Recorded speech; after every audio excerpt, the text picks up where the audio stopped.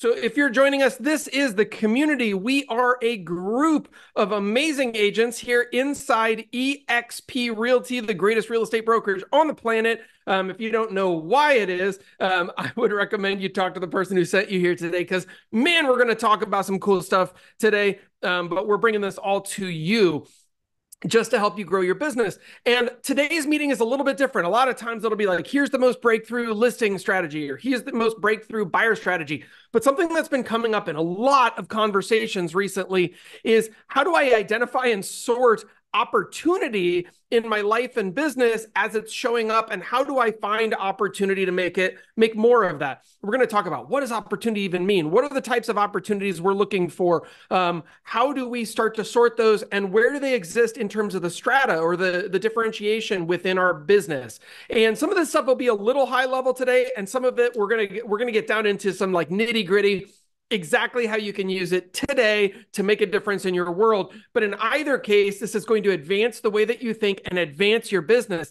And that's part of the goal ultimately, is to grow, right? Because what is first level leadership? Does anyone remember Malcolm Gladwell's, he's got the 4 levels of leadership. What is the very first level of leadership? Learning how to lead who? Does anyone remember? Put it in the chat if you remember. Learning how to lead who? Who do you have to lead before you can lead anyone else? Sounds like a trick question. It is a little bit. Chris got it. That's awesome. Good job, Chris. All right. He's got the right haircut. My man.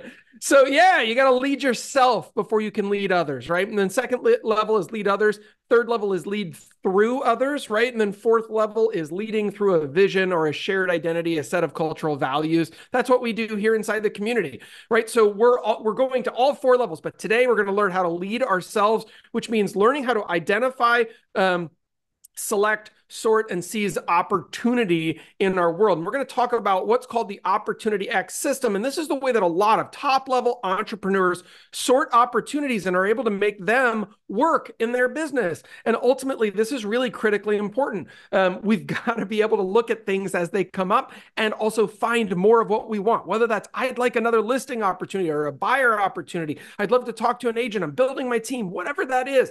How do we start to really put those into focus and find more of what we're looking for in the world? And by the way, the markets are turning up. I don't know who watches this day to day. I do, right? I love the numbers. I love the math. We're going to be seeing some cool stuff happen in 2024. So if it's been feeling like you've been carrying like a 900-pound backpack across the desert, I understand. And get ready, because here it comes. There's some excitement coming in our world. And so that's a really good thing to feel good about. So roll up your sleeves.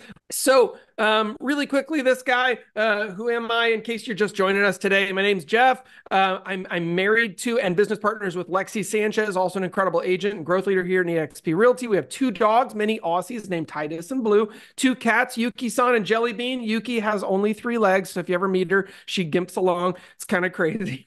We live here in Puerto Rico. I'm a real estate coach and growth leader here at eXp and love jazz music, and I read a lot of books. All right. Also, if you hang out until the end today, you're going to get a free bonus gift. So that'll be exciting. We'll give you that at the very end. And also, by the way, we just launched a new eXp Explained video, recorded it this Monday, so literally 2 days ago, and it's just for the community. So if you want to go check that out, it's at thecommunityexplained.com, thecommunityexplained.com. So go check that out. And then also, what the heck does opportunity even mean anymore? If you're on social media for 10 seconds, everyone's got an opportunity. Nobody's got a solution. It's hilarious. So we're going to start to redefine that word and make it actually potent and valuable and exciting and energetic inside your life and business again, because just saying it doesn't make it a thing. So the essence of opportunity. One of my business coaches one time said to me, you can't hit a target that you can't see. And that has stuck with me for whatever reason. Clarity and vision is going to be super important. I don't mean physical vision, right? Some people suffer from that. I mean having a vision for your business, right? Where are we going? What is the goal? What's the strategy? How are we going to get there? But specifically, what's the bullseye look like? How will we know when we've hit it? And so Oxford says, I hate starting off with definitions, but I'm doing it this time. Because I like this one, a set of circumstances that make it possible to do something. That's the definition of the word opportunity. A set of circumstances that makes it possible to do something, right? So it's like a bridge that allows us to get to a place. That's what an opportunity is or should be in your world. That could be all sorts of things. That could be a new lead source, right? It could be dude, it could be a new phone number. It doesn't matter what it is. It could be all sorts of things. And we're going to really dig down. But opportunity ultimately in business is where we succeed. These are huge leverage points that allow us to get up a rung in the ladder. And they can come in our business or on our business. We're going to define that in a second. But in a business context in real estate, this might be a listing opportunity, buyer opportunity, agent opportunity, partnership opportunity. Who knows, right? We can break them down. Outside of real estate, I like looking at Oprah Winfrey. She's one of the most successful people of all time. When she capitalized on her media influence, created a network, right? She launched OWN, or OWN, and became one of the most successful television people ever. You look at the founders here of Uber. They recognized the need for a more convenient and efficient transportation solution, and then they created a business around that. Reed Hastings with Netflix, same kind of a thing, right? So these are people who saw big, that's top level on the business opportunities. Where this gets confused for real estate agents a lot of times is that they think that opportunity means changing lanes all the time. It doesn't. If you do that constantly, what you don't see is what happened before all three of these people got there. They were all in these same lanes for a long time, 10, 20 years. Before they took off and capitalized on those types of opportunities. Where does this exist in our business? And we're going to drill into that today. Opportunity X system. So this is going to be the overview of what we're going to talk about today. We have to master these core elements, and this is what we're going to drill down on how to do at a high level. So first off, knowing the elements. And I always remind us, plan the work and work the plan. The core elements of this system are to identify, sort, select, and seize. There's 4 parts there, and we're going to get really granular on these today. How do we identify opportunity? How do we sort through opportunity? How do we select the ones that we're going to go after so that we're not doing what one of my mentors called throwing alarm clocks into graveyards? And then how do we seize an opportunity? This could be at any level of your business, guys. Remember that in business right now, the word opportunity is getting tossed around a little too much. But we're going to clarify what we mean today as we go on. So first, we have to identify opportunities. And I don't know how many of you are familiar with something called the red car theory, but we're going to cover it right now. Red car theory. Well, actually, let me hear in the chat. Does anyone know what red car theory is, or have you at least heard of it before? The red car theory as it pertains to business. Just say yes if you've heard of it. You don't have to tell me what it is. Joanne says yes. Steven says yep. Kiki says yes.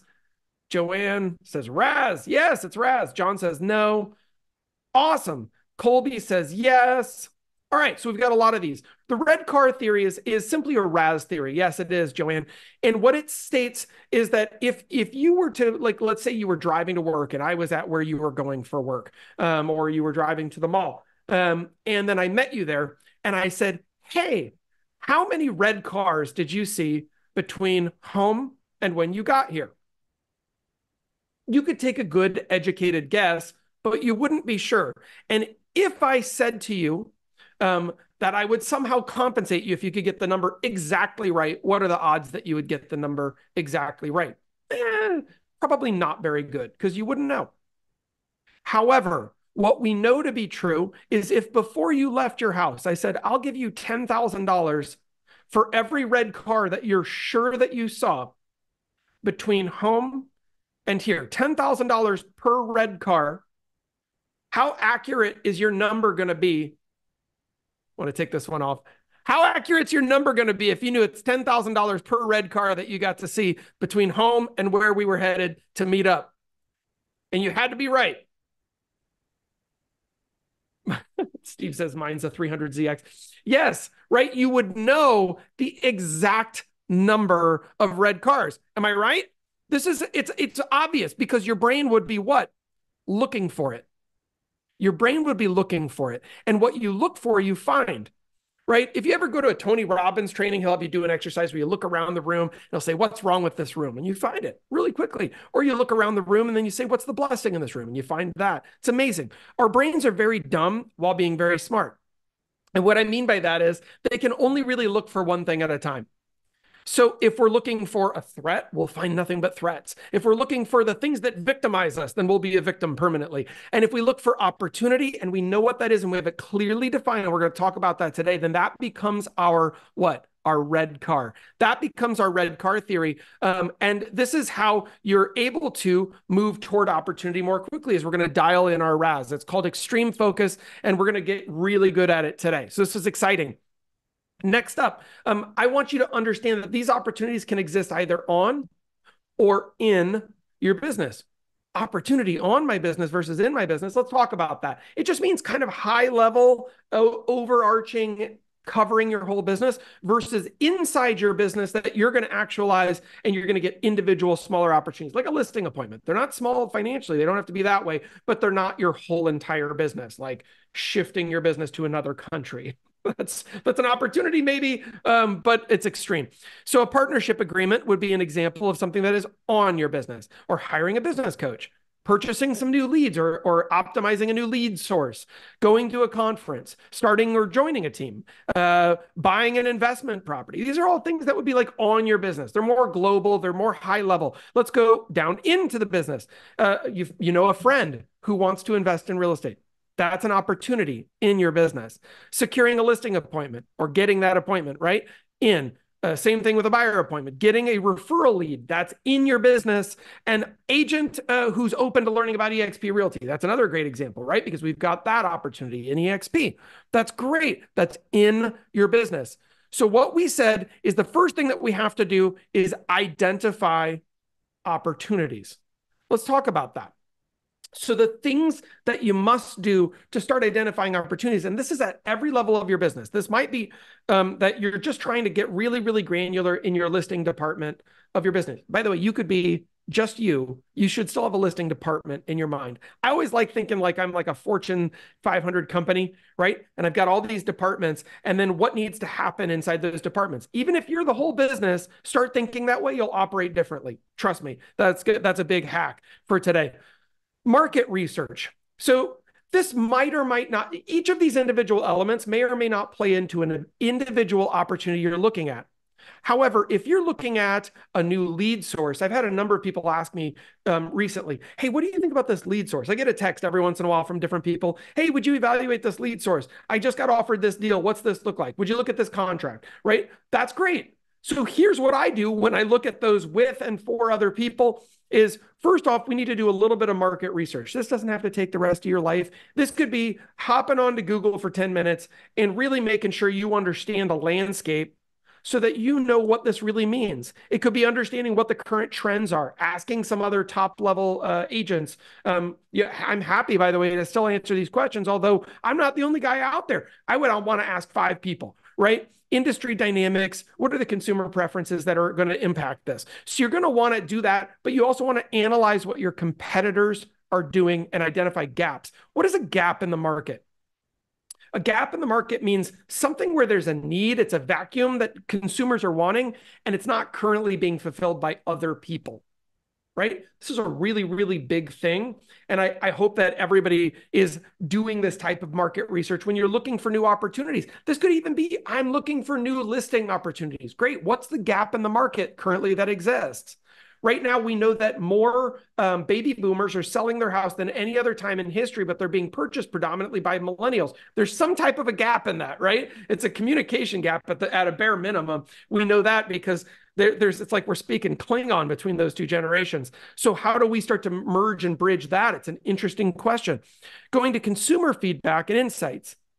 This is interesting. I just like to read research data that's been provided by other people. There are consumer reporting types of entities out there that will help us gain some of this. I read some Inman news, right? That helps me a lot.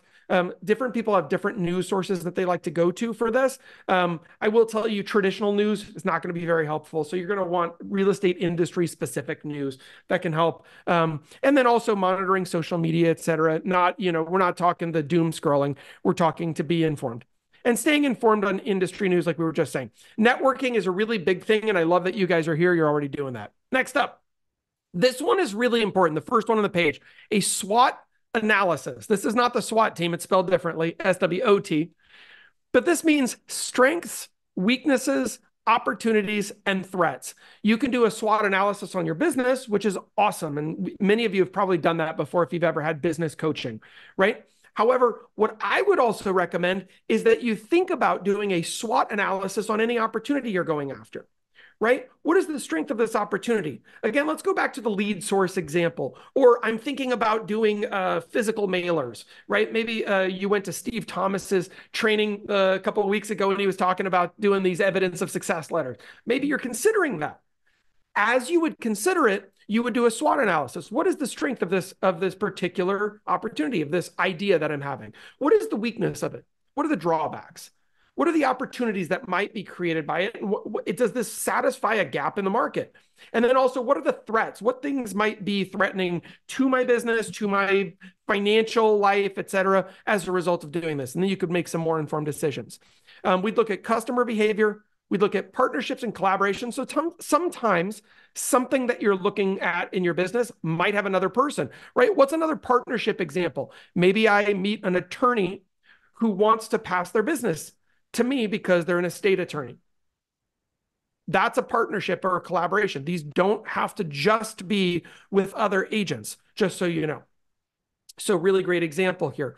And then you're going to want to really get granular on what is the mutual benefit of that partnership or collaboration as you explore it. If you're recruiting to your team or to the company and you're kind of coming up with a little bit of a partnership model there, some people do it that way. That's great, right? If you're going to do that though, what's the mutual benefit of that partnership? And you've got to be able to explore that. And then frankly, do a SWOT analysis on that partnership to understand what are the threats of doing this? What are the potential drawbacks, right? If nothing else, what are the pros and cons? At least get that basic. And then how many people know that this is impacting our industry right now? What are regulatory changes that might impact this particular opportunity that we're looking at, right? Does that sometimes impact us? Yes. Does it right now? Absolutely. Will it in the future? Of course. Not just this one. There will be others. This isn't the last. It's also not the first, by the way. Read some history. So we're going to see changes all the time, by the way. In any industry, there will always be change. In fact, change is the only thing that never changes. And so for us, we can say changes are either an impact that we view as something that threatens us, or we see them as what? As an opportunity. So without getting too kind of woo-woo about that, I would say understand that regulatory changes in any industry will always create fallout opportunity that's connected with them. And it's our job to see and maximize those opportunities, pull them into our business, and figure out how to synergize. We're going to talk about synergizing a lot today. And we are going to call this or pull this all into one idea here that's really going to be helpful for you guys. And then looking at data analytics. That's fancy verbiage for just pulling a little bit of data and understanding how this will impact you. You want some numbers attached to this, right? Remember that your emotions are not scientific. They're emotional, right? And so we got to get away from that and be able to look at some factual data so that we can really get a good gut feeling that's informed by data, not a good gut feeling that's informed by fear. Or for that matter, over optimism. That sometimes happens too, where I'm just like, yes, I'm sure this is going to work because I feel it, right? And then I throw a ton of money at something, and then that's the last I've ever seen that money. So how do we do this on the identifying stage here? Well, first off, we're going to clearly define the opportunities we need. So let's say I'm Chris, and I say, I would like to have at least 10 listing opportunities per month. Great. Now I know what I'm looking for. That's my bullseye. And I can evaluate whether or not that's a good idea. So I could be that meta when I get started. But then eventually I'm going to have to evaluate new opportunities as they arise. What does that mean? It means, let's say I'm talking to somebody and they say, I don't really think I'm at all interested in selling my house, but I guess if you want to come look at it, you can. That's a very different type of listing opportunity than somebody who says, I need to get my house sold by the end of the year. Could you come take a look at it to tell me what you think it's worth? Which is also different than, I need to get it sold this week. Yesterday would have been better, and I'll price it at any number. And you're the only agent I know, right? Those are three different opportunities we would sort and evaluate based on that. We're going to fixate our RAS, and we're going to talk about this a lot today. Slow my energy down here.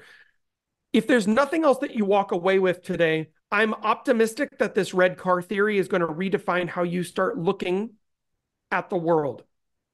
Opportunity drives past you every single day, disguised as a red car. And if you're not looking for red cars, you simply don't see them. In fact, if you're looking for yellow cars, you won't see the red ones. It's interesting. You could still be looking for cars.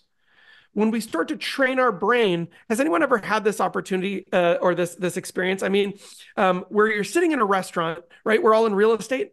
And the person behind you, you weren't even listening to their conversation, says, yeah, and then mom's thinking about selling her house. And somehow the words selling her house just float through the air, get in your ear, and then punch your brain right there. Boom. And suddenly you're eavesdropping on their conversation. You didn't even mean to be, right? You're like, dude, I am at their table right now.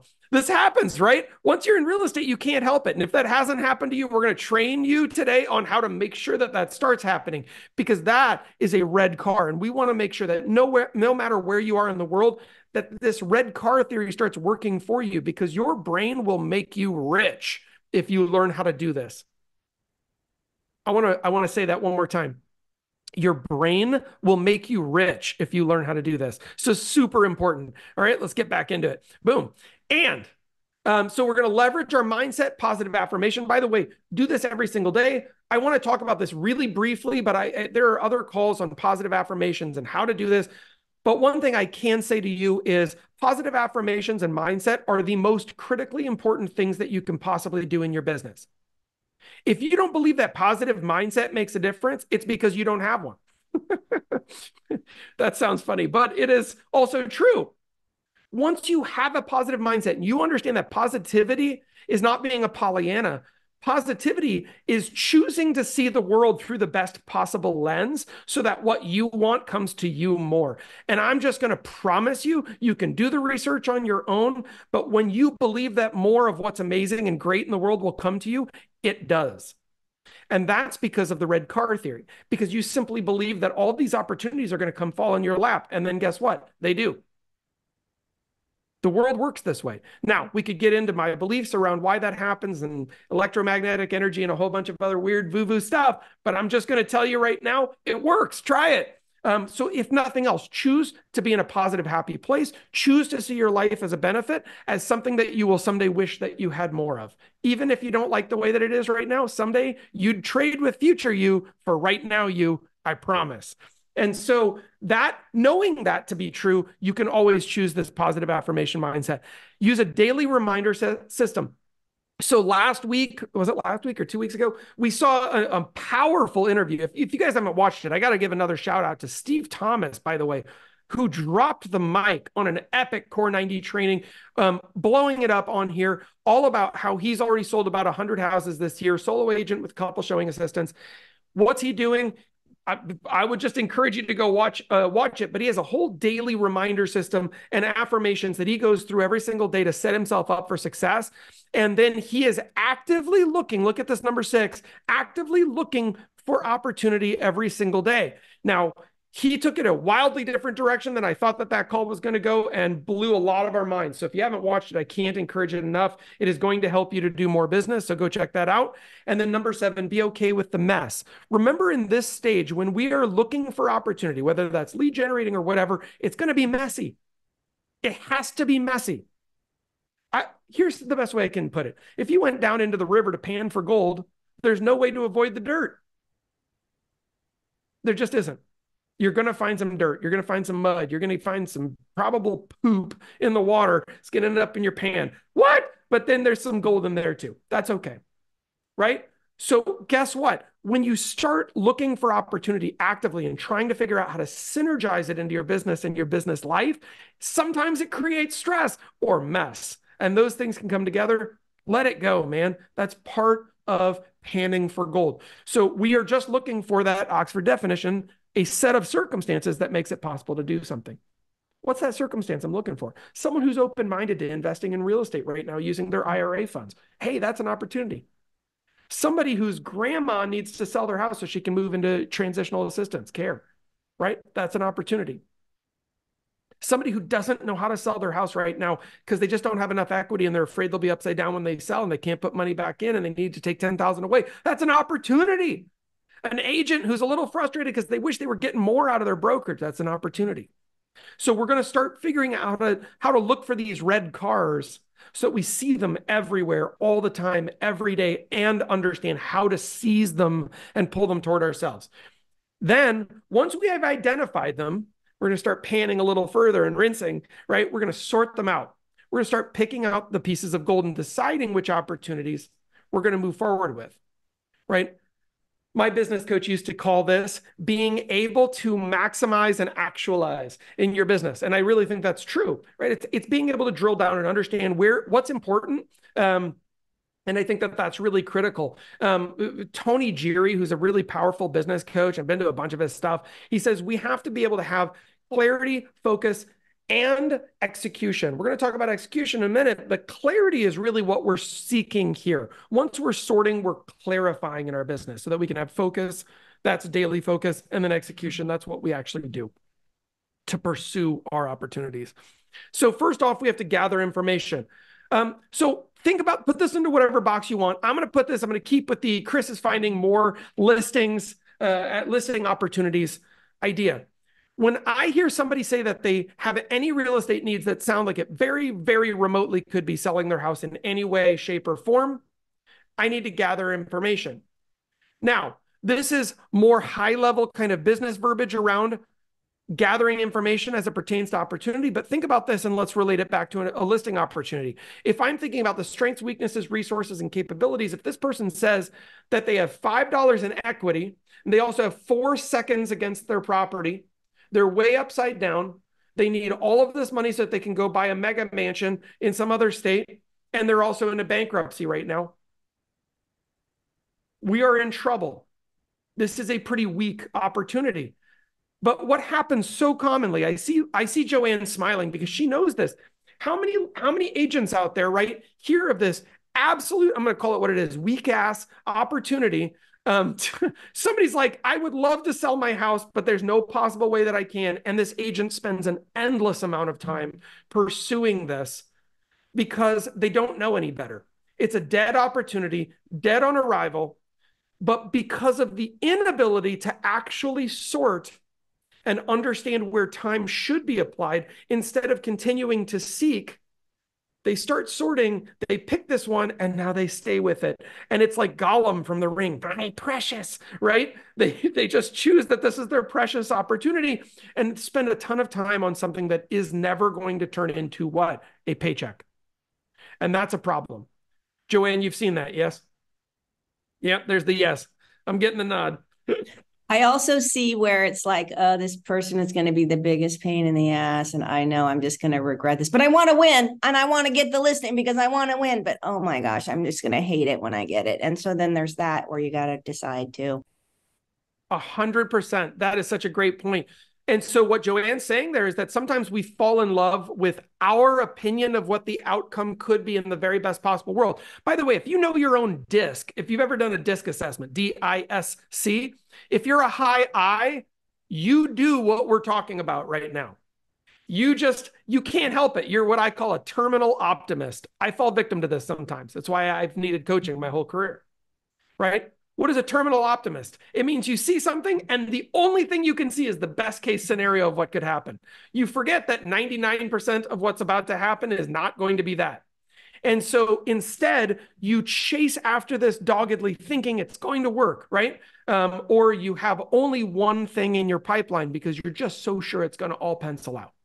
Or that even though you've never done a commercial deal, you've got a $6 million commercial opportunity that may happen.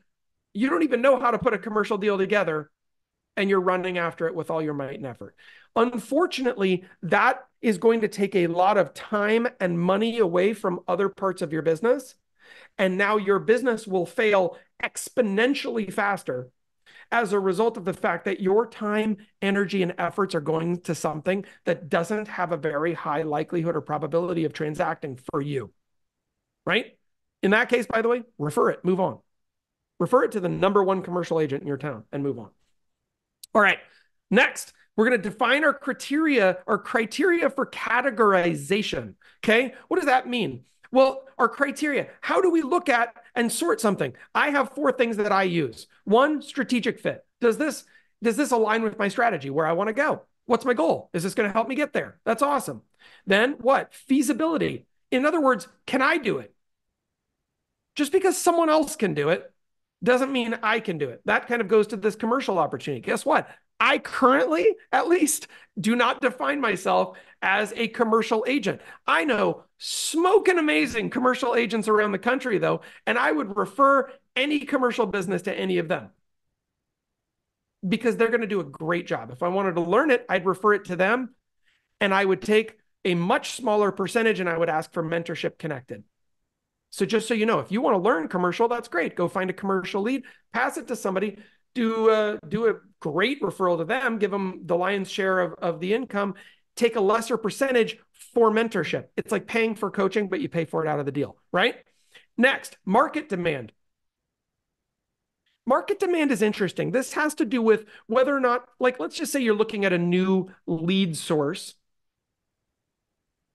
right? And what they say is, what we do is we go out and we find multifamily properties that have a huge amount of CapEx potential, right? Which means capital renovation.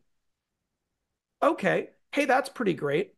First off, I would say, well, is that a strategic fit for what I want to do? For me, that would be, yeah, that sounds really great. Next, feasible. Could I do it? Sure, actually, I feel like I would be suitably prepared to be able to do that opportunity. Third, market demand. Actually, multifamily is trending up right now. So there's a lot of market demand for this. That would be really exciting for me. And fourth, then, financial viability. Now this gets down to what are they charging? What can I make? And am I evaluating the numbers the right way? I'm going to get off screen share for a second and just say this. When you are evaluating financial viability, build a heck of a lot of margin in there, please.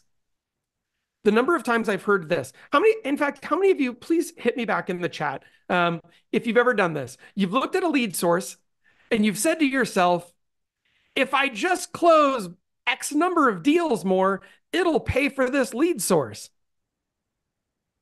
I'm going to start. Yes, there. I barely didn't beat Joanne to that one. She's like, yes, all caps. Joe, yes.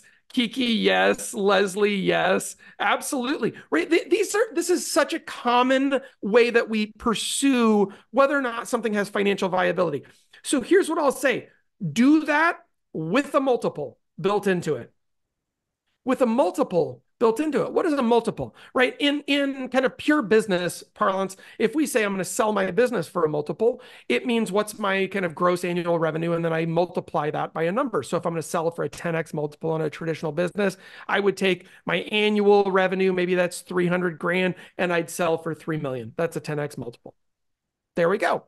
It just means that the next person would be able to recapitalize their business in 10 years. Now, in your business, I would say you want a 1-year multiple. So let's use the same 10x verbiage. If I'm bringing on a lead source, that's going to cost me $500 a month. What is that for the year? Well, 500 times 12, that's $6,000 for the year. I personally, this is just me, would want to see a 10x multiple on that cost in my business. So my belief would need to be for $500 a month expense, I'm going to see a net financial improvement of $60,000 in my business.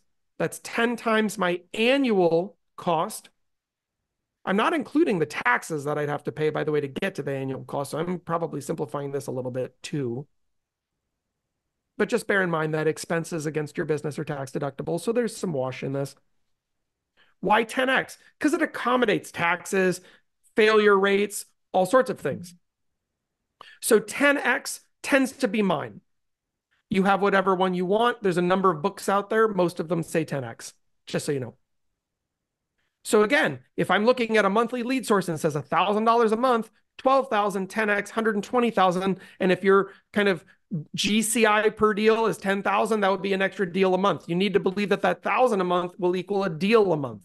And you need to have a very strong belief, preferably from other people's success. That's the best way to know in order for you to sort this. Okay, let's head back to the slides.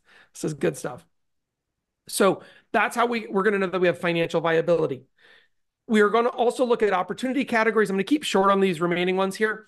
Short and long-term opportunities. This is right now, you need short-term opportunities in your business mostly, right? Quick turn, meaning I do something now, I get paid next month, the month after that, something like that, right? Not 2 years down the road.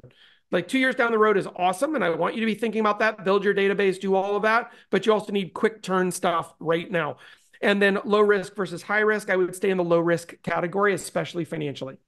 Protect your money, right? The house always wins, except right now. So make sure that you're protecting the house, right? It's your house.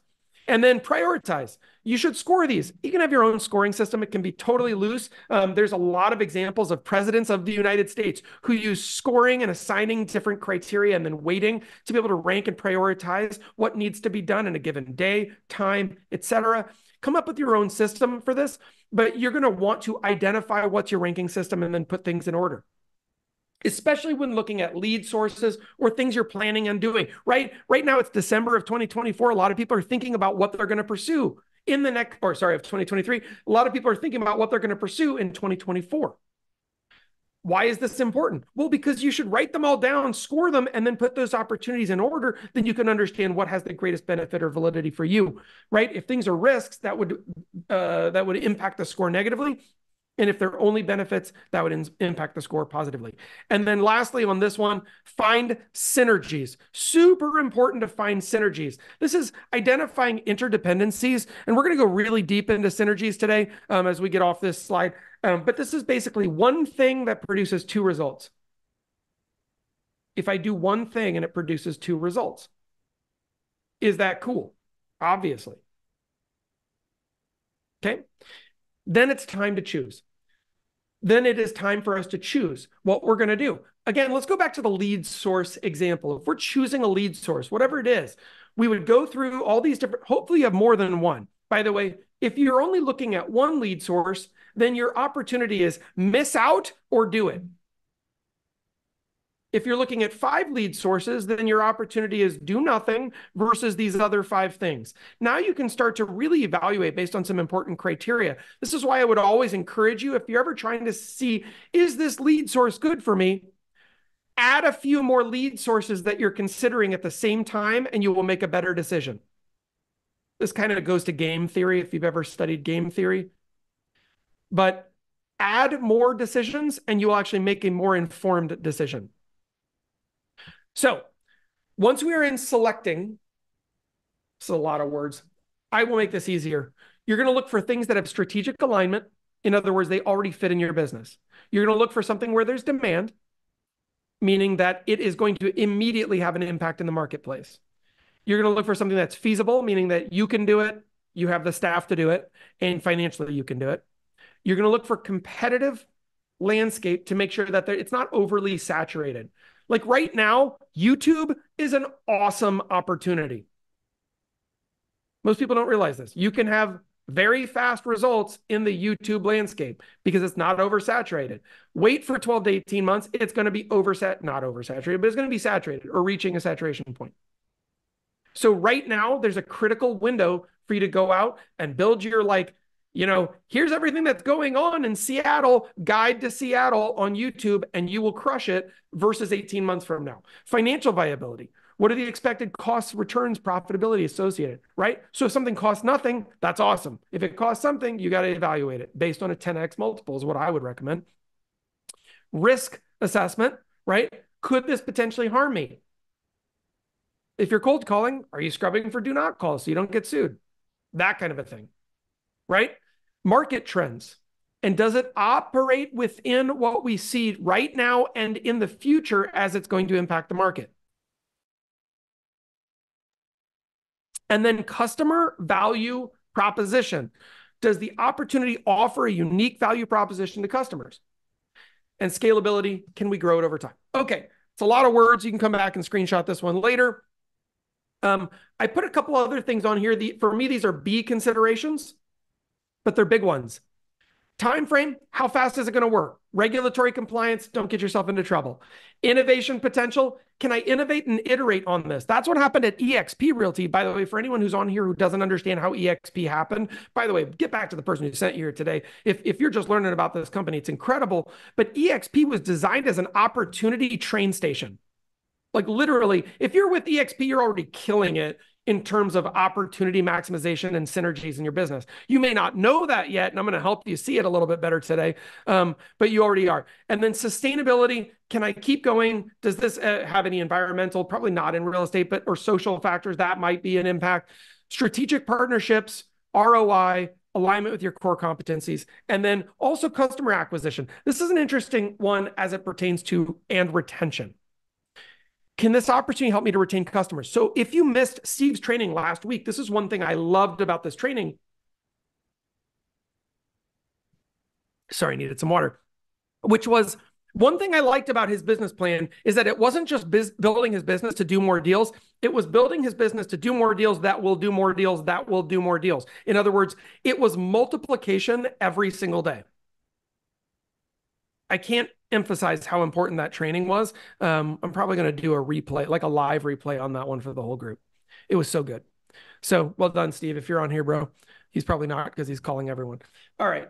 Seize the day. All right. So then we have to seize the opportunity. When we are seizing an opportunity, we're going to talk about how to do that and how to make sure that we actualize against it.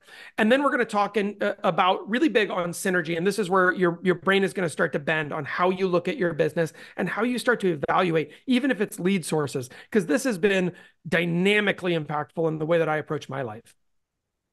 Stage 4 in the Opportunity X system is to seize. Right? We talked about identify, select, or sort, select, and seize. Seize is the 4th step. This is where you're going to develop a strategic action plan. On here, if this is not your first call, you've heard us say, plan the work and work the plan. If you do not plan your work, you are working by accident, and your business is going to look like an accident. And that's not a compliment. Don't do that. So you must have a strategic action plan, right? Anybody on here with military background? Anybody served for us? Thank you, by the way, for serving for us. Chris, I see your hand up, bro. That's amazing, right? Chris, let me ask you, if you are in the military and you are about to do anything, is there a plan for what you're about to do? Pretty smooth. Yes. Absolutely right. He didn't even have to think on that one. He's like oh, with a grin on his face, like, yeah, a little overplanned, right? Yes. You know how many steps it is from here to there. Geez Louise, it's crazy, right? Why are we planning to that level? Because failure is not an option. It just is not an option. We want to make sure that we have eliminated every potential viable threat on paper before we go into real life. Why? Because lives are at danger in that situation. Okay. So let's assume that your life is just as important right here as it impacts your business. It's different, obviously, but let's just go ahead and make this assumption that this is life or death, right?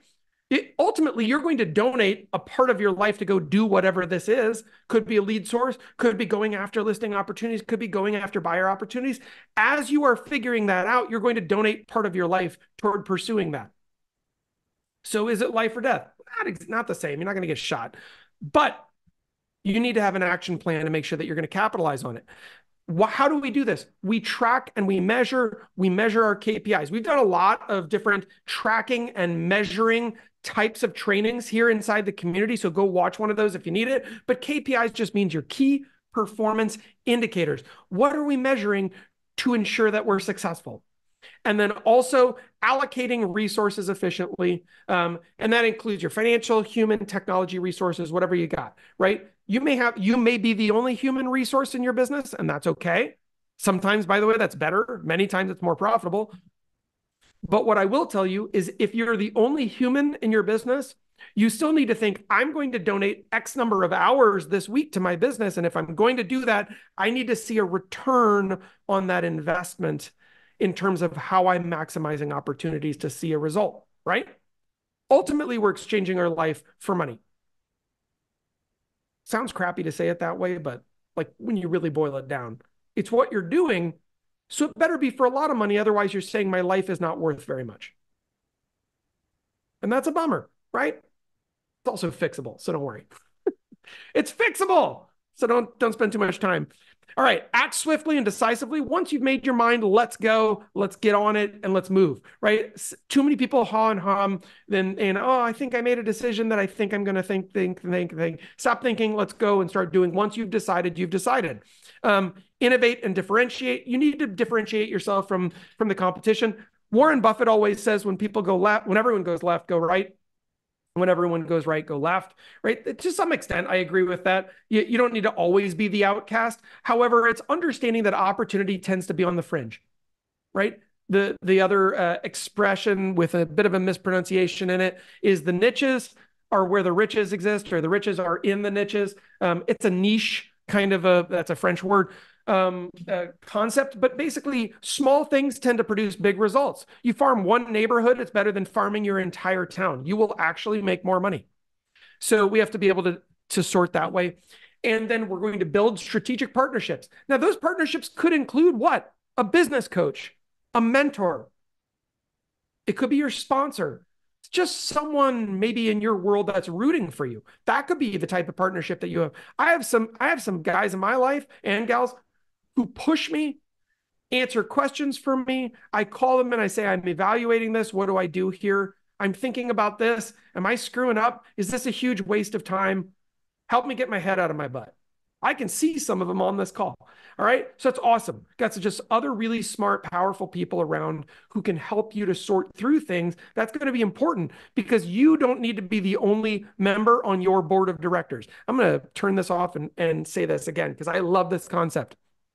In your business, even if it's just you, you can have a board of directors, right? This doesn't mean you need to come out with some official declarations and go create a C corporation. And oh my gosh, some people make their business so complicated, right? Just form an LLC, tax it as an S corp, then move on. But your board of directors just means people that are in your corner that you trust, and you kind of review your decision making with them.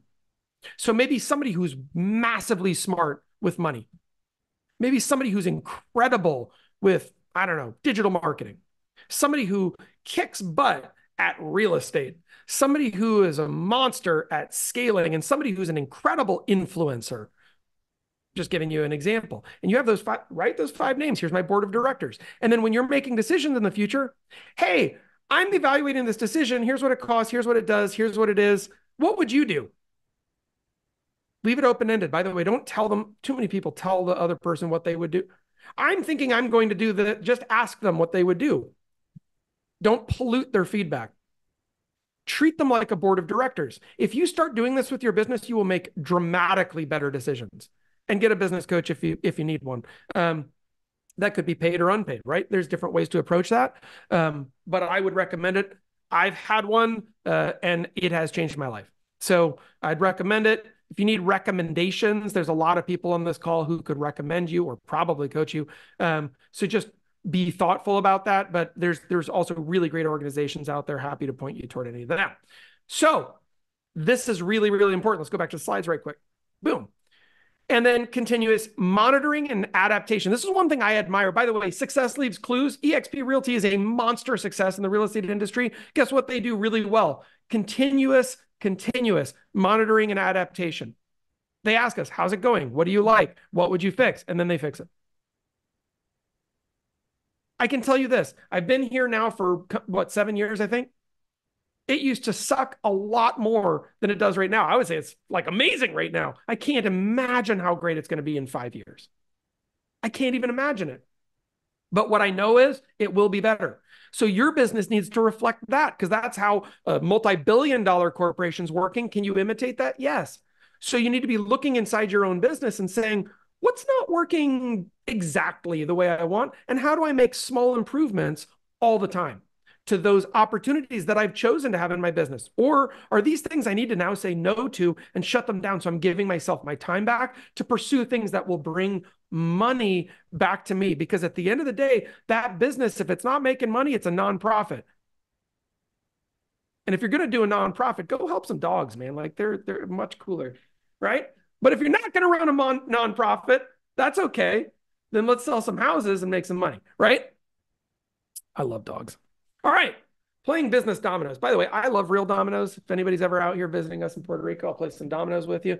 Love all sorts, especially Mexican train. Really big fan of that. Anyway, all right.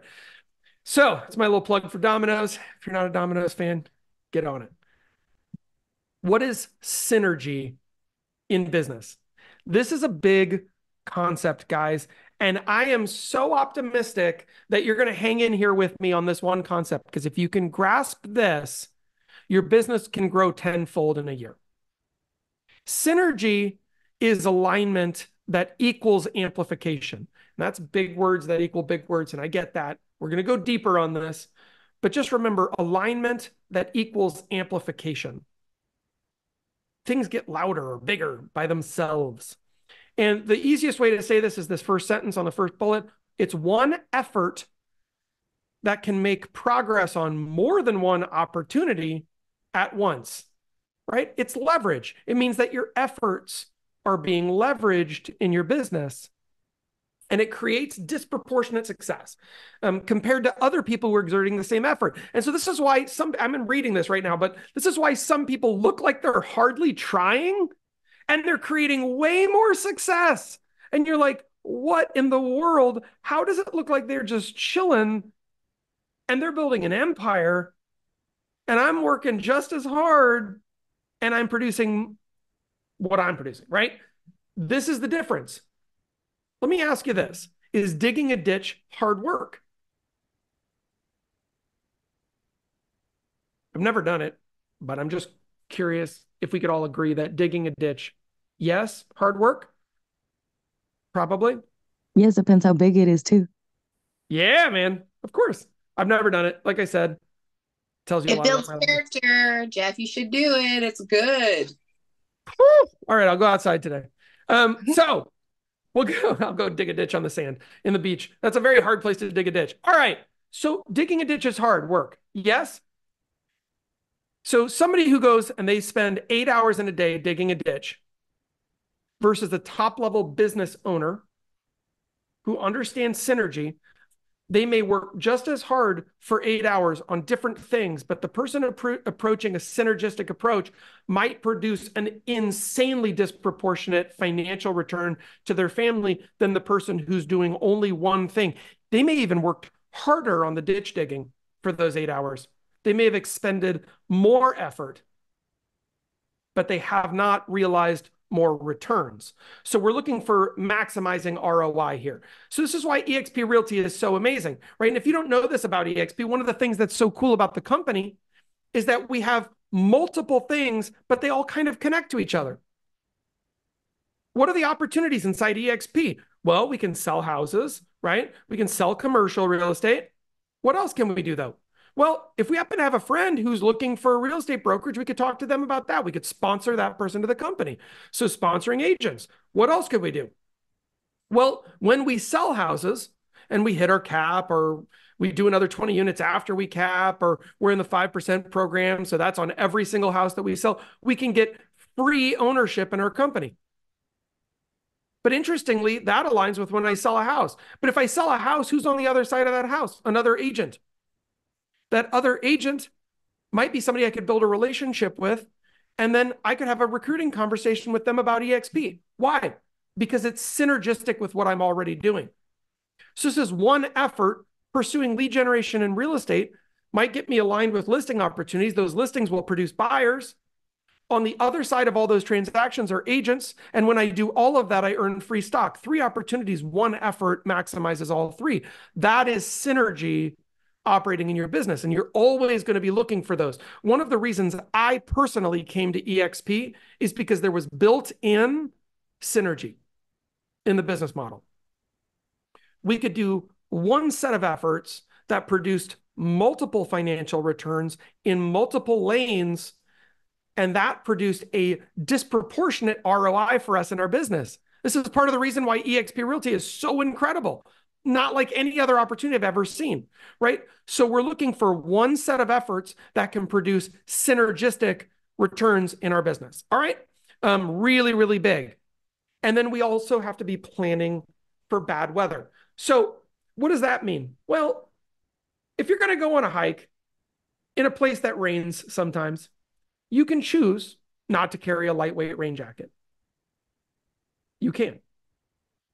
Is that a good plan? Well, it depends on if you like being wet or not. Because if you don't, you probably should bring the rain jacket or a poncho or something to keep the water off your skin, off your clothes, right? So we're going to plan for bad weather.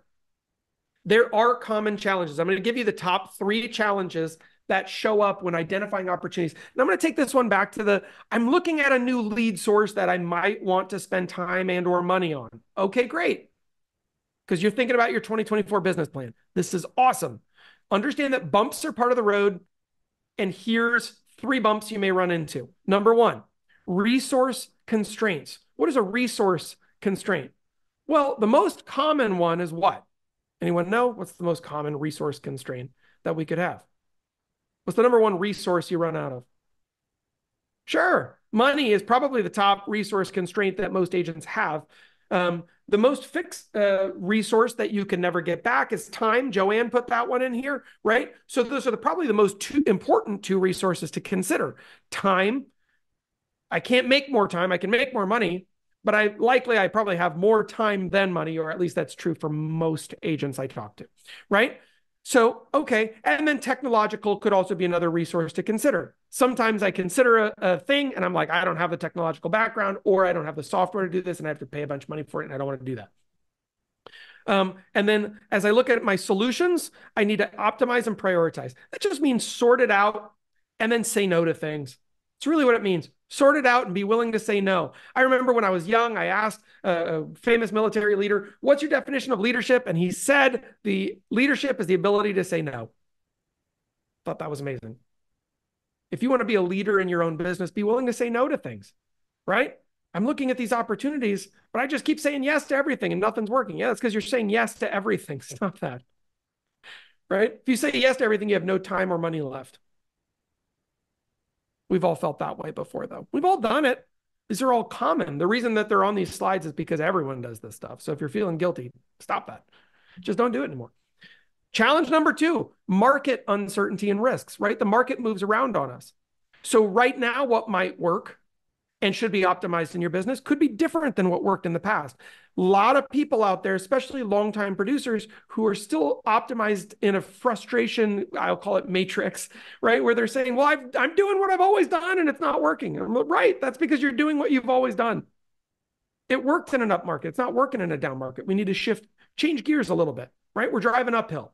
So 5th gear is not going to work as well. Let's down gear a little bit or whatever. Get back to the basics is usually the answer on this one. But market uncertainty and risks. So we just need to look at what's going to work. And the solution is to do a risk assessment before we start on a new opportunity to make sure that it actually aligns with the current market. And then the last one is resistance to change. How long is this going to take for it to work?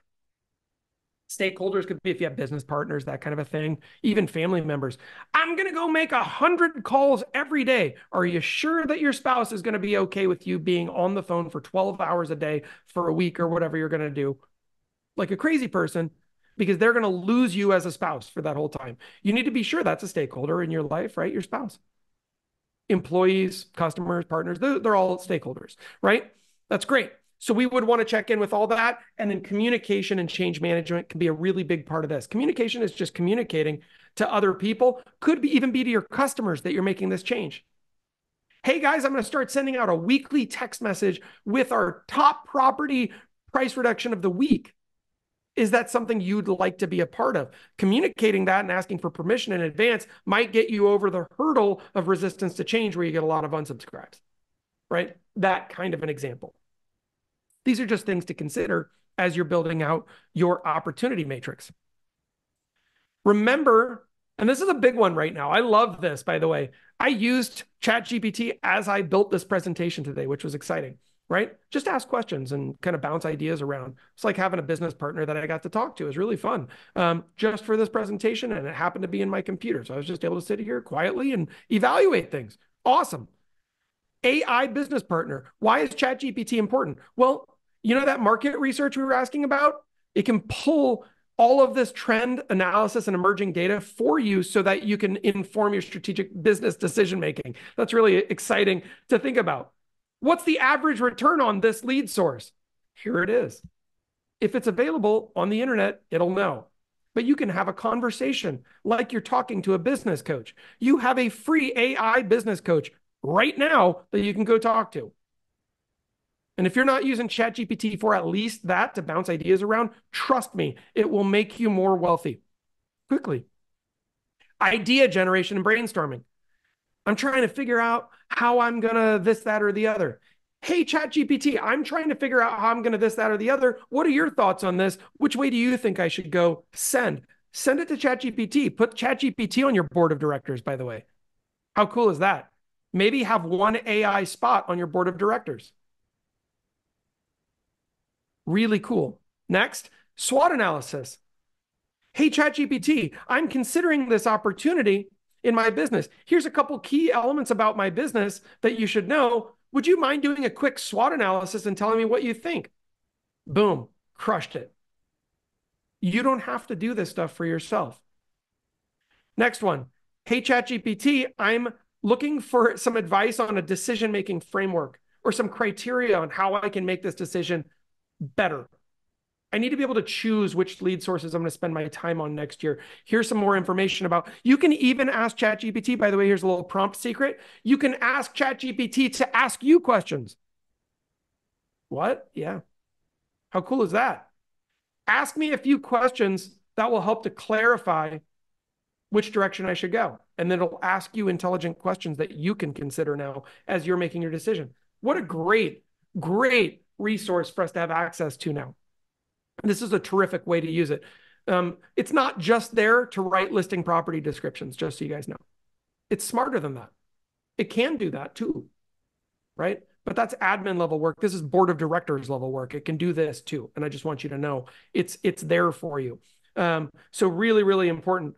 And Chris says, I've been using it to write Facebook posts. Yes, right? Listing descriptions. Yes. Clients, marketing. Absolutely.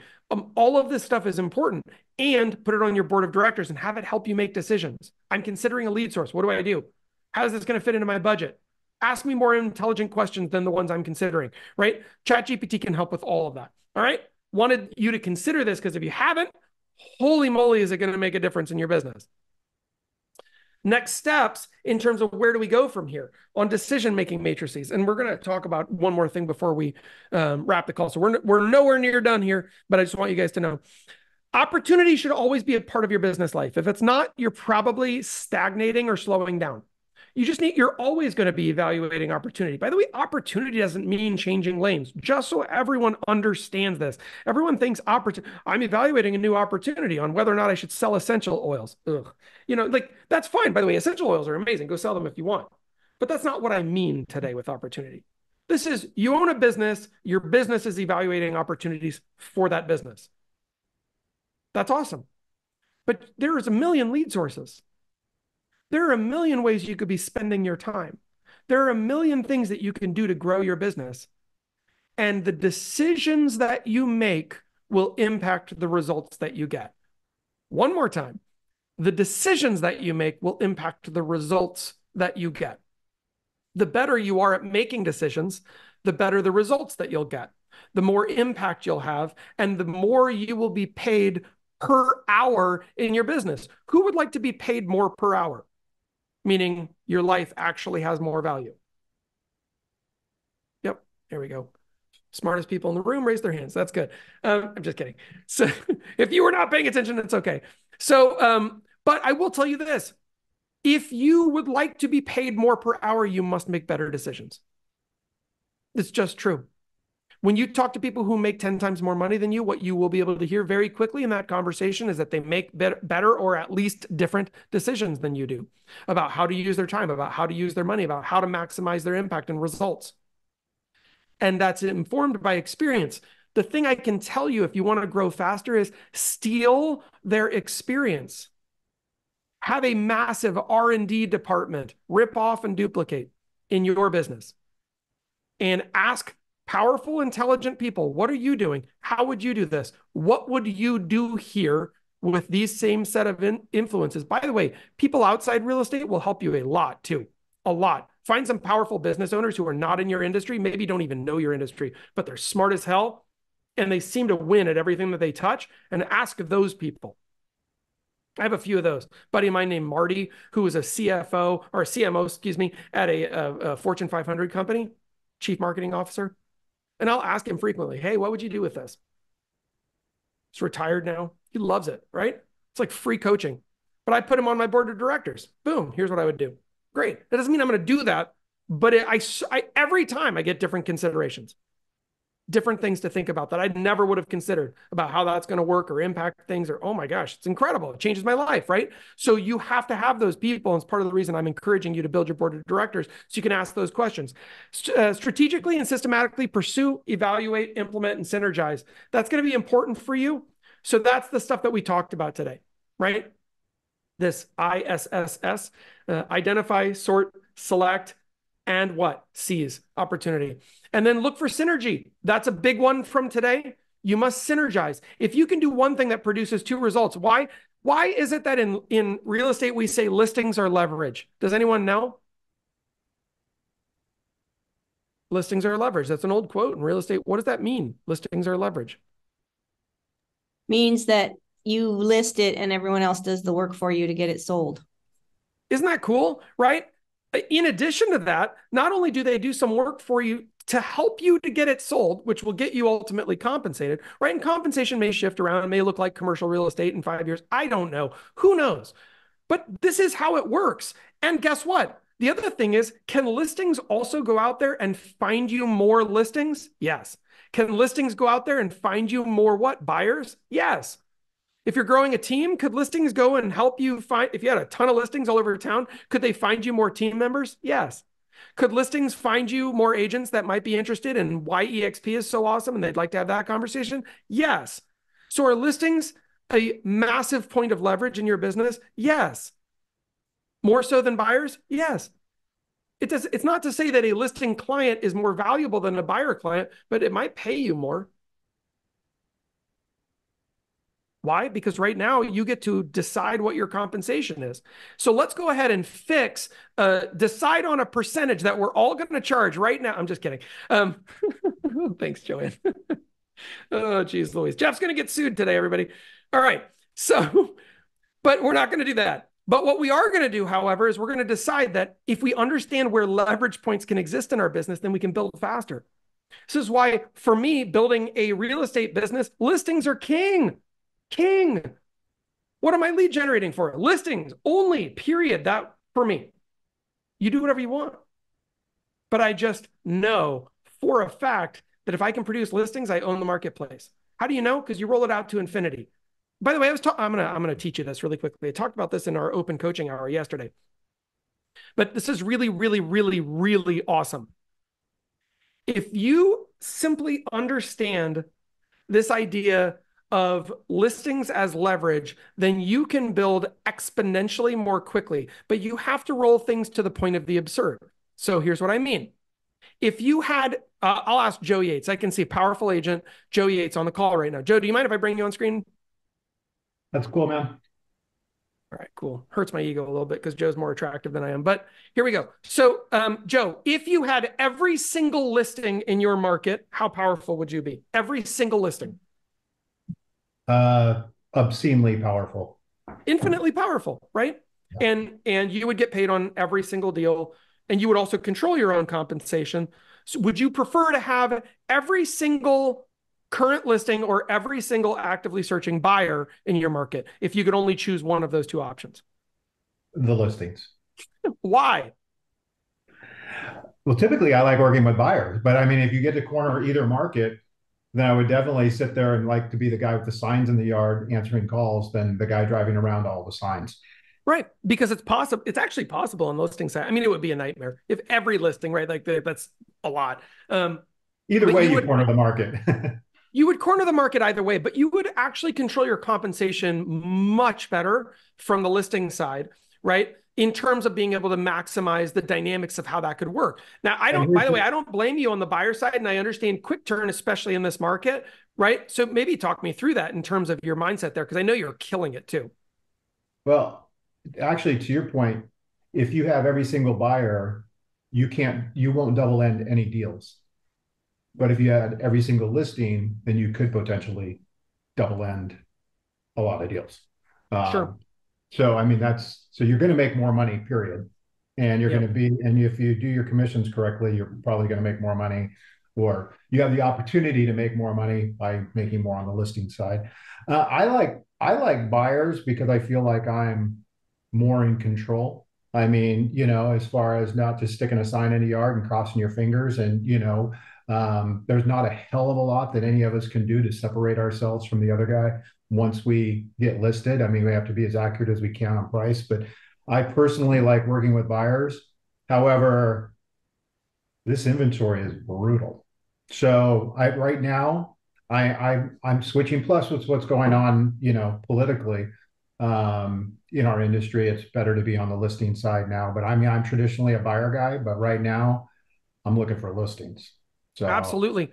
Well, and what I like about this, Joe, thanks so much, man. Really, really cool stuff. Joe Yates, everybody. One thing that I like to do, and this comes out of game theory, is rolling it to the point of the absurd. In other words, you have to go to 100% on something as a way to consider it. Now, is this always the right answer? No. Sometimes personal preference, like for Joe, he's like, I really like working with buyers. That's great. And that matters because it's still your life that's being transacted at the same time. And if you enjoy your life more while doing something, do that, right? Like you got one life to live, baby. So that's going to be more important than anything. So that in your weighting, that might be the number one weight.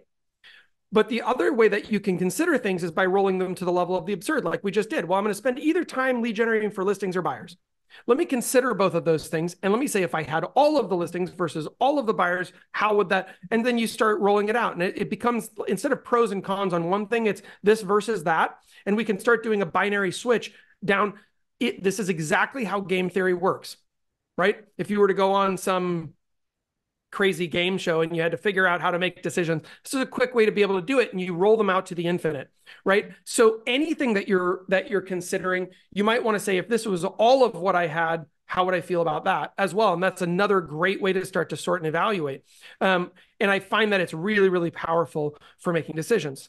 And then also, lastly, on this slide at least, relax and just know that opportunities all around you all the time. Sometimes we feel like, oh man, that other guy just gets all of the opportunity, or gal, right? I say that generically. I hope no one's offended. But guess what? They're not surrounded by opportunity any more than you are. They're just seeing the red cars and they're getting paid every time they see them. And the difference between them, quote unquote, whoever that is, and you, is their ability to identify, sort, select, and seize those opportunities, to be able to actually make them work for them, and then to synergize, which means to be able to make that opportunity work for them without adding more hours per week. This is the reason why when agents come to me and they say, I'm thinking about getting a side job even. Great. What's that going to pay? Let's put that in column A. And then let's talk about synergies that currently exist in your business that you're undercapitalizing on, that if you simply capitalized on them, might actually perform even better than that for fewer hours invested. That's a better use of your time, your life, your expenses, your energies, etc. One thing that I know I've been asked a few times, I put this list together. I've sent it already to a few of you, but I'll just put it on here right now. We're not going to go super deep into this, but you're welcome to screenshot it. If you're trying to identify opportunities right now in real estate for new leads, for new business, here's 10 unbelievable lead sources and exactly how to maximize on them. And in fact, I've gone ahead and identified some recent trainings that we've done on each and every single one of these so that you can make them work for you. Past clients and referrals. Again, if you haven't watched Steve Thomas's video from last week, holy guacamole, that was incredible. And you got to go watch it. It's going to change your life. Might even put the link on here in just a minute, or if somebody else wants to grab that off the YouTube channel, I'd appreciate you. I promised at the beginning that you were going to get some free stuff. Some of you have already gotten this, so I'm sorry if that was a false promise. Text me, I'll send you something else. 541-531-0975. And also, one other thing, we just created that new EXP Explained video. I mentioned it at the beginning, but if you joined us later, I wanted to make sure that you knew about it. It is located currently over at thecommunityexplained.com. If you're just joining us today and you'd like to learn what the heck is the community, why are so many great agents all going to EXP Realty? Why are all the best agents going to EXP Realty? This would explain this to you and help you to understand. And it has to do with what we talked about today, interestingly enough. It has to do with synergy in your business. It has to do with you can do one thing that produces 5, 6, 10 results. You can make one effort that produces disproportionate results across multiple avenues of your business. And that is going to be transformative for you. So this idea of synergy, it's baked into the ecosystem of EXP. And that's why so many smart people, man, I can see some really intelligent people on this call, and so many smart people chose to be here to capitalize on that advantage. And that's what we're doing. It's why EXP is trending so hot. But anyway, go watch that, thecommunityexplained.com. Just went ahead and put that in the chat as well if you want to go check it out. But that video is there. Really appreciate you being here today. And let's pause and let's say, first off, any other announcements from our other leaders? I can see a lot of other great leaders on here. Any other commentary or questions that we can help you with? Well, I wanted to just share this, after coming here to the Core 90s and doing all of this, I've now, what I correlate part of the success with our business is every day I have to remind and ask myself, is what I'm doing at this moment something I should be doing at that moment? Right. So if I start veering off to the right field to start working on my CRM, I'm like, well, hold on, I can do that, at 6 o'clock tonight for 30 minutes. Am I doing what I need to be doing to generate that business? So this really correlates with that. That's awesome. Jason, I love that because, one of my very favorite coaching, whips, I guess I'll call it, is, Joe Yates. Thank you very much. I saw that you put that in the thread there. Steve's training is posted. But Jason, one of my very favorite coaching quips, and it's a great coaching kind of thing to hold on to if any of you are doing coaching. A lot of times you'll hear agents tell you, I'm doing everything I can, right? Which means they feel maxed out. And that's what they're saying. And so a great response right there is, that's awesome. Are you doing everything that you can is one question. Am I doing everything that I should is another question. And they're very different questions. One says, am I completely maxed out? The other one says, am I maxing the opportunity out to the best of my ability? And they're very different results, right? It says over here, this is digging a ditch for 8 hours and I'm exhausted. Now I need to sleep for 12 hours because holy moly, that I just burnt 12,000 calories. Over here, it's, I didn't have to dig a ditch. Not sure what it is, right? On the example on this side, but somehow synergistically or opportunistically, my time was worth more, right? So they're two different things. I'm not knocking digging for anyone getting offended. Rachel's a ditch digger. Yeah, okay, fine. But just to understand the difference between where we're exerting energy and then the ROI back in our business. Because a lot of times, what do we say? Well, I worked so hard today, but nothing happened. Yes, I agree with you, Jason. How many times have I personally, and I'm talking about Jeff, right? Like I've screwed this up a million times because I love doing graphic design or web design, designing a website, getting endlessly like, that cat on that GIF where he's like hammering away at the keyboard, building a web funnel, and it does nothing. That is not a great use of my time. I could have made 5 more phone calls and gone exponentially further in my business. So I know what those are for me. It's up to each of us to start to drill down. What are those? You just gave a good example in your own business though, Jason, of like, I'm doing this flyer right now. I could do this at 6 p.m. What, or 7 p.m. or 10 p.m. Why is that shift so important? Why has that produced better results for you? Well, because it comes down to what we were talking about yesterday, the KPIs. And is this a money-making activity? I just recently implemented a TC, which I fought for a long time. I don't need a TC. I don't need a TC. But then I started realizing that 6 hours that TC is spending, I don't care what I'm paying them, right? Because that's 6 hours, I could be generating another listing, another contract. Just leveraging that stuff off, after the Core 90 we did with Joe and Steve, I've now set some boundaries at night. Like we got an email from our TC, for example, last night at like 7 o'clock. And I decided to respond to it today. I don't need to do it right then. So just understanding those right now activities that need to be done. Is it going to take me a couple minutes or less versus the activities that can wait? Because there are activities that can wait in our business. If it's not a money-making activity, then what are we doing in our office, right? So I just had to really just adjust. And it's something I ask myself every day, is what I'm doing right now, what I should be working on, and I'm all about, to just do work at home at 6 a.m. in the morning or 6:30 at night. So that way I'm not consumed with those smaller activities that aren't going to create what we're looking for, right? So just a shift in that. And I correlate, I thought about this morning on my way here, for everybody who shows up. I mean, Core 90, with everything that we've been doing and teaching from LLCs to for sale by owners to interviews, I'm looking at that and I'm thinking, wow, that's correlated a lot with our business because it's helped us have a mind shift on what we should and shouldn't be doing. We used to be very, very, very busy agents, but we weren't doing the business, right? So now we're shifting that. So this has been powerful. I appreciate it. Well, absolutely. I love it. And, one of the things I'll even shine the light backward on, because I think the first person to ever introduce me to the Eisenhower matrix was John Sellers, which is another great way to make decisions and to optimize when things should be happening, right? It's kind of that urgent versus important, right? On two, where it comes out like this. Go look it up, but Google Eisenhower matrix if anybody wants to know about it. Jason, I know you already know about it. But it's another important way to be able to sort out when things happen, how they happen. And I've never forgotten about this. It's been part of my business life ever since that was introduced to me. And again, it's about having your board of directors, right? Like when I first got into real estate, one of the people on my kind of board of directors was John Sellers, right? Because he was down the hall and he was super opinionated. But I loved it because he was also monstrously successful. So I knew that if I listened, I gained. That was a huge, by the way, listen to that. I knew that if I listened, I gained, not spoke. I'm very good at talking. Don't get me wrong. I'll talk until the cows come home, but I need to listen. And some of you probably right now are at a point in your business life where you need to listen, but you also need to know, who am I listening to? It's a really big one, right? And as you're designing your board of directors, be picky, man. But I mean, literally, go grab a pad of paper today. Write down your 5 people that you'd love to have on your kind of board of directors, where when you're sorting and making, decisions or whatever, you're going to put this person on your board of directors, and then write down, who are they? Pick 4, 5, 6 people, somewhere in that range, something tenable, something that you can actually achieve. But that's really, really going to be important.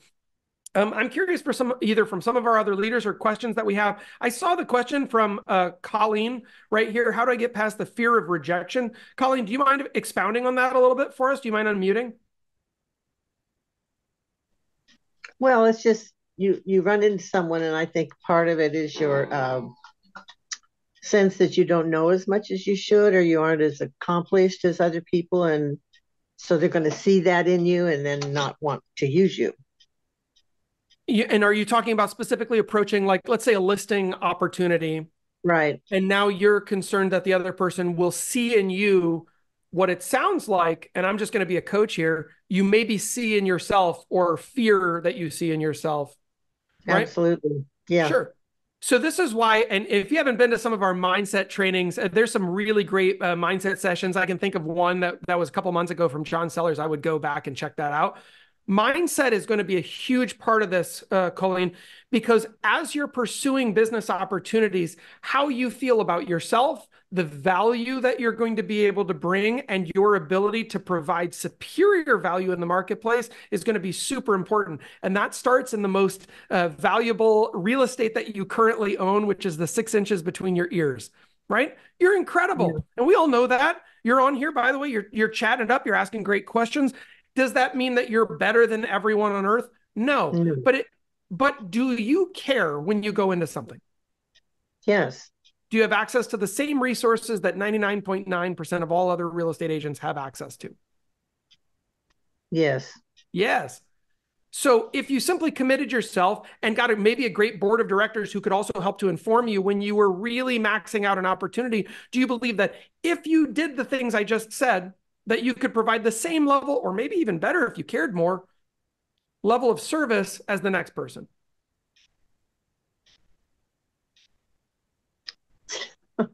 I wish I had the last 5 years of experience to deal with what I'm thinking today. So sure. And 5 years of experience will be great. And I will tell you this, I've talked with people with experience recently, and how many people with experience can say experience can be an advantage, or it can be a massive disadvantage? Yeah, I see so many heads doing this on the call right now, right? Like, hey, Jeff. Colleen, there's a difference between 10 years worth of experience and 10 years worth of the same year. And we see some people who do that, right? And so don't do that. Grow every year. Joe, what were you thinking? I was just going to tell Colleen that I'm not the best agent on here. I'm not. I mean, if I had to be, I mean, I'm pretty good at what I do, but if I had to in my head think about the people that could potentially provide superior service to me if I went out today to take a listing, and if I had that in my head, then I'm going to have a difficult time. Nobody on here, I'm sorry, I don't care who you are, is the best there is. I mean, you're not even in the top 50. Okay. So, I mean, and Steve Thomas will crush you all. But no, I'm just saying that we all have these things in our head. And so, one of the things I would encourage you to do is utilize this group. And when you go out to have conversations, I don't know if you're on a team, you're an individual agent or what you are, but you have friends, you have people you can lean on. You can shoot me a text or a call. You can reach out to a lot of different people here. You're not alone. So incorporate the word we and my team and things like that into your conversations with people. Because as you start to do that, you're going to start to feel all of a sudden more powerful. And it's not going to be only about Colleen when you're talking to somebody. You say what we're seeing over here and the reason people are selling right now and what's going on in this marketplace, you know. And when I was in my team meeting this morning, and when you start doing all that, that's real. You're not BSing anybody, and you're going to start feeling more empowered because you do have a really smart collective of people to sow into you. And you need to take that out there with you when you go out. I'm with you when you go out. Jeff's with you when you go out. Joanne's with you when you go out. Yes. I wanted to add that, you know, the biggest value proposition that a new agent has, which is a huge advantage, is I have time for you. I have time. You've probably had a realtor not return your call. I'm going to return your call. You've probably had realtors put you number 10 on their priority list. I have time for you. I'm going to be there for you. I've got all of the, you know, I've got a great team backing me up. I've got all of the resources that I need, and I'm going to be here when you need me. And that's something that not every big producer can promise, because they're not going to be returning their call the way you are, because they don't have time, because they're too busy. So that's a huge advantage that you have. Totally agree with that, Joanne. Really, really great point. And this access or availability, sometimes it's looking, Colleen, to understand what is the value that I bring. What's the opportunity that's in front of me? And it's kind of like what Joanne just said, being your best spin machine is going to be really, really good for you. So it's kind of like, have you ever met those people who are the silver linings people? They can always just find the silver lining on whatever. So if you notice yourself saying something negative in your head, take that negative thing, turn it into a dark storm cloud in your head, and then figure out what's the silver lining around it. What's the reason that I can put around this negative thing that actually makes it a positive thing? What Joanne just said took I have less business and made it, I have more time. It's the other side of the same exact coin, as it turns out. Right? That's awesome. Yeah. Right? Or I'm all alone. Oh, that sounds so sad. Right? And then there's tears dripping out of a cloud. But instead, let's put some silver lining around that. You're not all alone. Look around, man. There's a ton of people on this call that are all here to support you and be a part of what you're doing. And by the way, when you say we, you mean the greater community of real estate. You mean this team, this organization, this company, et cetera. And I said we my first day in real estate. I will tell you that right now. I'm not sure who I learned that from. Might have been John. But I said we my first day in real estate. We do this, we do that, we this, we. Why? Because it sounds bigger. Sound bigger. You want to be bigger today? Sound bigger today. Answer your phone. Colleen Rayburn International. How can I help you? I don't care what you do, right? It doesn't matter. Answer in a fake accent and then put yourself on mute while you transfer the call to the CEO and then pick up. You know, whatever you want to do. It doesn't. I'm giving a fake example, but like you can always make it a little bit bigger. And by doing so, though, you give yourself that little edge of confidence and that bravado that you need, right? Just to feel good in your own skin, and like you're going to be able to actualize and rise to the level of success with these folks. So I really appreciate this question, Colleen. But I think what Joe and Joanne gave to you is probably the best advice that you possibly can. Which Joanne's is just find the other side of that story that you're telling yourself, so that you know which side to be telling. Right? There's always the negative side, but that side, if that's what you tell yourself, that's the red cars that you're going to be seeing all the time. which is your limitations in this case. If you're doing what Joe says, then you're going to be understanding that you are part of a team, something bigger. Joe, I saw that you unmuted yourself. Yeah, I want to say one more thing. I love that quote from Zig Ziglar. If you want to be convincing, in order to be convincing, you got to be convinced.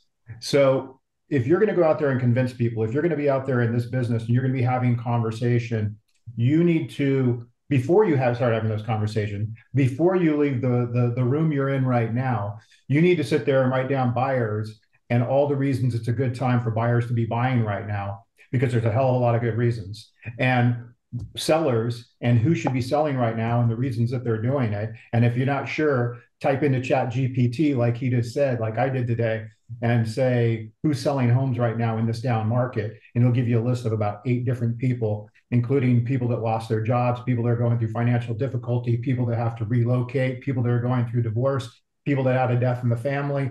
There's a lot of different things like that. And these people all have to sell, which, by the way, they all coincide with my listings right now and the upcoming listing I have. I have no generic, I just want to sell my house and buy another one. Everyone matched the list that ChatGPT spit out.